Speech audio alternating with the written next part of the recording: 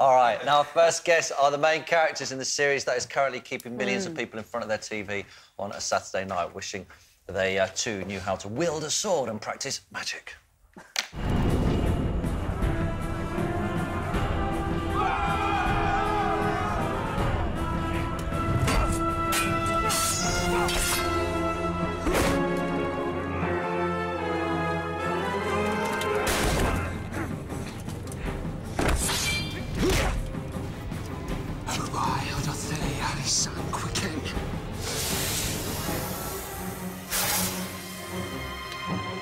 What are you doing? I didn't summon you. He is using magic. And now they'll see for what you really are.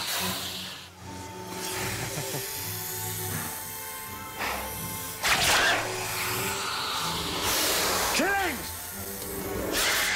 Oh! It's Colin Morgan and Bradley James. Welcome to the show, guys. Welcome to the show. How are you? Good, yeah. Did you watch yourself last night or did you go out? Do you sit in?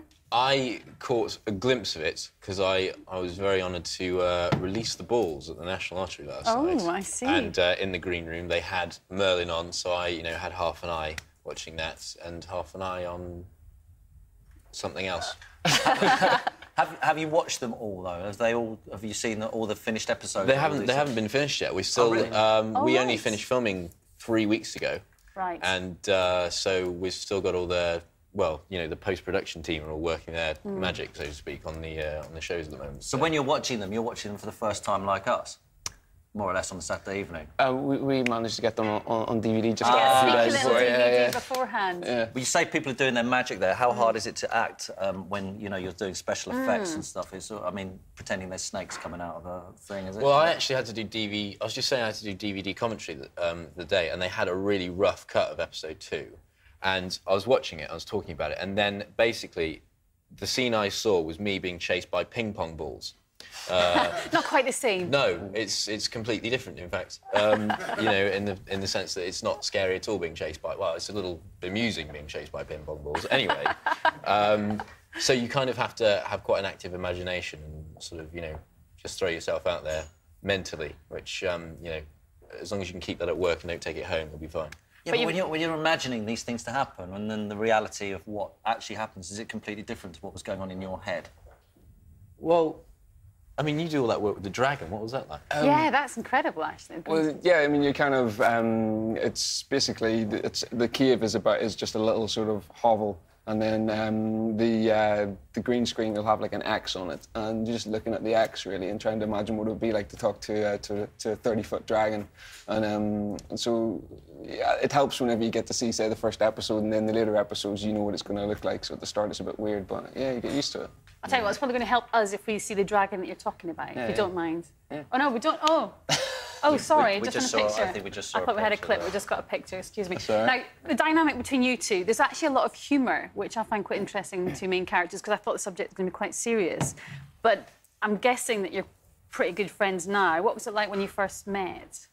Spending 8 months together in the back of Beyond. I always say about when I first met Colin, I couldn't understand a word he was saying, and it was just purely because I wasn't used to his accent. And also he's got this very... You wouldn't think it to look at him, but he's got a very sort of dark sense of humour that you don't know about. All right. That's quite Merlin-esque, is it not? I suppose so. But so I think when we kind of first met, we were sort of from completely different backgrounds and didn't know anything about each other, and we're like, OK, what's this guy about? And then I feel as though there's been a bit of a bond, built You up. feeling that? You feeling that too, Colin? Yeah, I mean, he's right. I mean, I think whenever you start anything, you've got a big sort of project like this, and you're starting off for the first time. It takes a while to get used to it, and I think it helps because the characters are meeting each other for the first time, and it develops throughout the whole series. So I mean, it helps. So Richard Wilson's in this, so how hard is it not to go, I don't believe it? That's what you do all day, wouldn't you? I don't believe You just do it all the time. I was watching it and I was thinking, when's he going to say it? See, if you've got a catchphrase, you might as well use it. Do you know what I mean? Yeah. What you don't know about Richard Wilson is he is surprisingly good at table tennis. It's this ping-pong thing again, isn't it? Ping-pong. I was playing table tennis, ping-pong, with Richard Wilson. And, you look at him, you think, oh, he's not... I'm going to take it easy on him, put some nice shots back. And then all of a sudden, he kind of went... like that. I went, oh, I don't believe it, like that. And I went... and I didn't know what to say, and I was just kind of, you know, wondering. And is he just stony-faced, or just, does he get just into the whole... completely He's not ignored doing it. one of those, is he? Where he's throwing it up and he's like, a little... Yeah. Well, pretty much. He was that good. So I've said it that one time out of genuine astonishment at his ping pong skills. But other than that... I would be saying it every morning to him. Every Yeah, night. you would. I don't believe it. Now we've got a clip of next week's episode, so let's have a look. Here we go.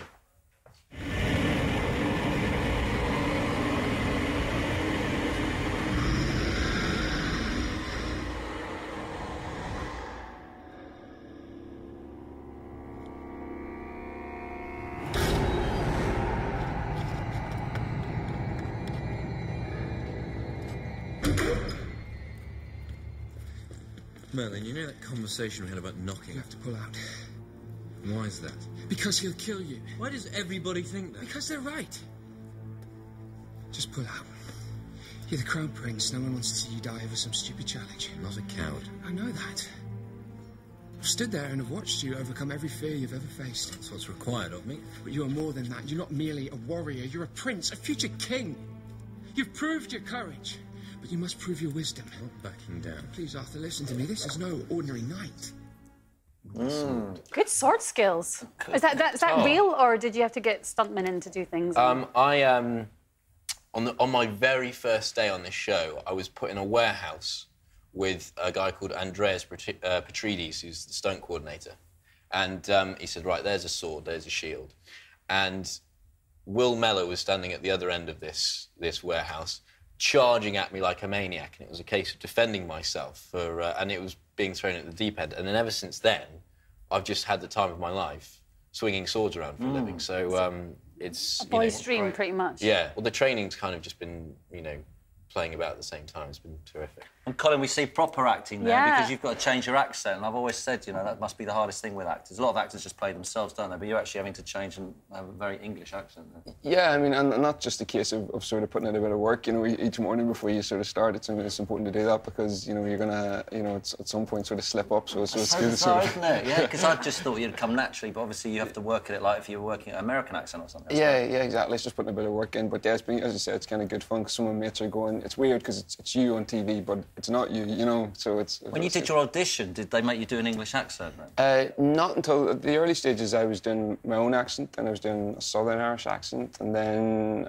after that they were like, in the very final stage, they were like, can you try an English one for us? And then after that, then it was like, OK, let's And so has your own accent softened any? We're spending all that time speaking in an English voice? I don't know, maybe whenever I go home and my parents will be like, you know, why are you speaking like that? Yeah, exactly. What are the hard words to say?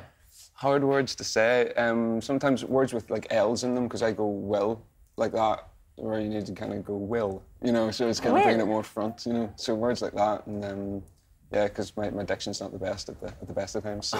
Yeah, I can barely do my own accent. Let alone anything else. So, all right, Colin Bradley will be staying with us and taking your emails along with Alicia Dixon. If you want to ask them anything, search for Something for the Weekend via the BBC website, bbc.co.uk, and drop us an email.